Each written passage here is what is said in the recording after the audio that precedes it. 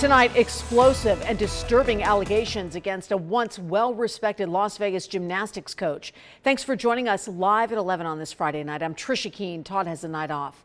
Terry Gray is facing multiple sexual lewdness charges with children under the age of 14 years old.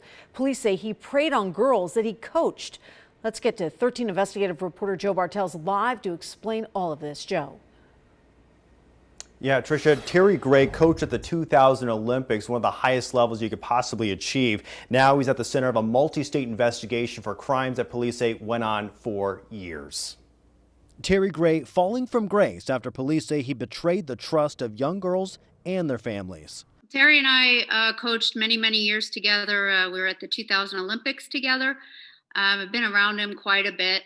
Cassie Rice is the owner of Gym Cats in Henderson. She says the allegations against Gray are troubling. My experiences with him pretty much have to do with just some weird things that happen here and there, some innuendos that other people have talked about. But I witnessed one thing personally, and that's what I reported. 13 investigators obtained 79 pages of court documents describing the lengthy and disturbing investigation initiated by USA Gymnastics. The investigation spanning across multiple states, including Nevada, Orange County, California, and Ohio.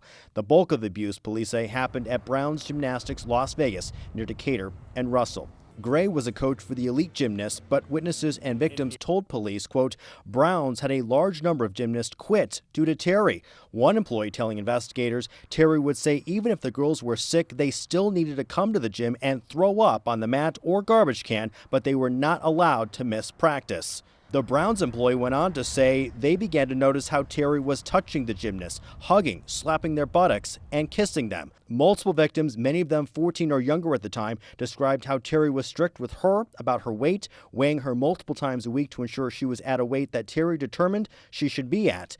And the behavior police alleged ranged from child abuse to lewd touching of genital areas while at Browns. One victim telling investigators, quote, Terry told her that she had better not be having sex with boys because she needed to save herself for Terry.